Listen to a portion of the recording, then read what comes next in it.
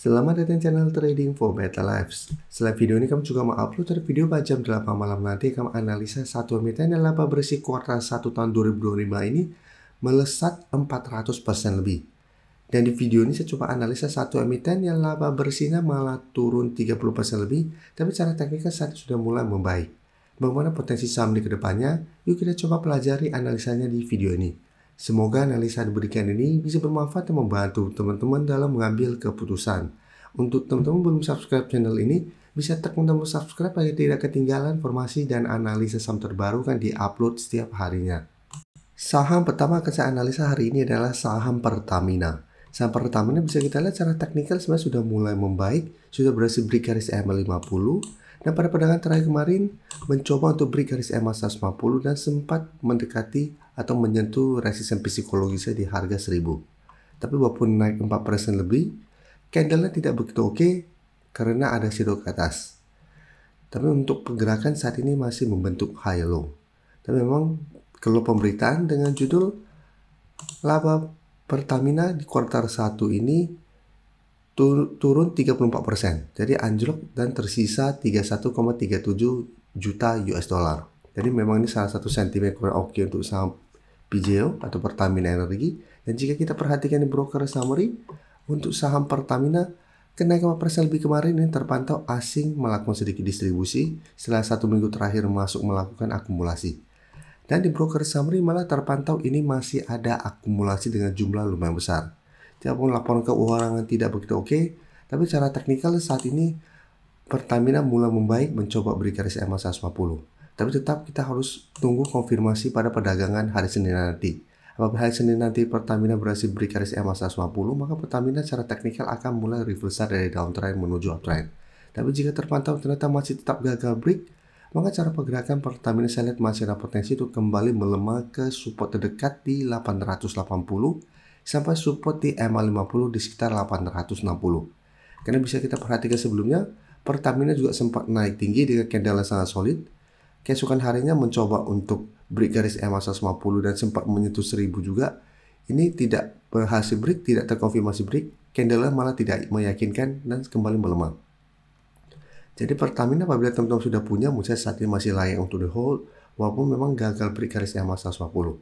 Atau teman-teman mau swing, memang bisa pertimbangkan untuk take profit apabila Pertamina ternyata hari Senin nanti masih gagal naik di atas garis EMA 150 dan mulai melemah.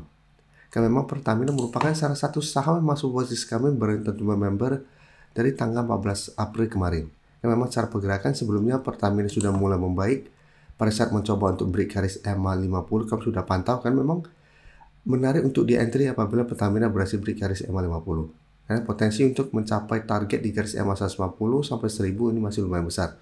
Dan pada perdagangan hari Jumat kemarin ini sudah tercapai target kenaikannya. Jadi sebenarnya ini sudah target take profit apabila memang gagal break. Jadi untuk yang sudah punya bisa hold selama garis EMA 50 tidak tembus atau take profit dulu apabila gagal break garis EMA 150. Satu re-entry kembali di sekitar 880 sampai garis EMA 50 pada saat Pertamina terkoreksi dan bisa bertahan dari rebound kembali. Saat kita lihat saham Jasa Marga, Jasa Marga juga salah satu saham yang kami pantau sebelumnya pada saat mulai bergerak naik di atas garis EMA 50. Jadi bisa kita pada saat pergerakan hari Jumat mencoba break, hari Senin Jasa Marga berhasil break, dan saat ini pada perdagangan hari Jumat kemarin Jasa Marga juga masih lanjut naik 2%. Secara candle sebenarnya ini sudah terkonfirmasi break garis EMA 150-nya, tapi karena kenaikan hari Jumat kemarin juga candle tidak meyakinkan karena ada shadow ke atas lumayan panjang, ini juga tetap harus hati-hati. Karena bisa saja ini hanya false breakout dan Jasa Marga kembali melemah di bawah garis EMA 150. Dan jika kita perhatikan broker summary pada kenaikan Jasa Marga pada hari Jumat kemarin, terpantau ini memang ada sedikit akumulasi, asing masuk akumulasi setelah 1 minggu ini keluar. Jadi cara candle tidak meyakinkan, tapi cara teknikal sudah mulai oke, kan sudah berhasil beri garis EMA 150 sehingga kedepannya garis EMA 150 harga 4.350 saat ini sudah berubah menjadi support. Tapi di atasnya ada satu resisten di 4.500 yang harus ditembus Jasa Marga. Jadi cara teknikal apabila teman-teman sebelumnya sudah berhasil buy on breakout di sekitar garis EMA 50, bisa jadikan garis EMA 150 di 4.350 ini untuk trailing stopnya. Ya jika terpantau hari Senin ternyata Jasa Marga melemah, mengetes kembali garis EMA 150 masih bisa bertahan dari rebound, menurut saya masih layak untuk di hold. Karena secara teknikal, jasa marga secara trend sudah mulai membaik. Tinggal kita lihat konfirmasi apakah minggu depan jasa marga berhasil break 450. Apabila berhasil break, target berikutnya itu di 4.800. Jadi untuk yang belum sempat pantau jasa marga di harga bawah dan ingin coba entry minggu depan, menurut saya lebih oke adalah tunggu jasa marga terkoreksi kembali mengetes garis EMA 150. Apabila masih bisa bertahan dari bawah, menurut saya masih menarik untuk coba buy on support. Oke, sekarang kita akan coba lihat saham Raja yang pada perdagangan hari Jumat kemarin naik lumayan tinggi, bisa kita lihat naik 12%. Secara pergerakan memang ini masih belum bisa kita konfirmasi akan uptrend, karena saat ini baru mencoba untuk bangkit dari downtrendnya.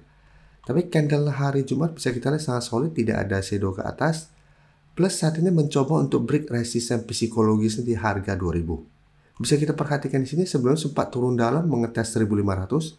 Satu bisa bertahan dari bawah mulai membentuk high low, tapi mencoba break 2000, Raja gagal break sempat melemah, tapi masih bisa bertahan di support sekitar 1800.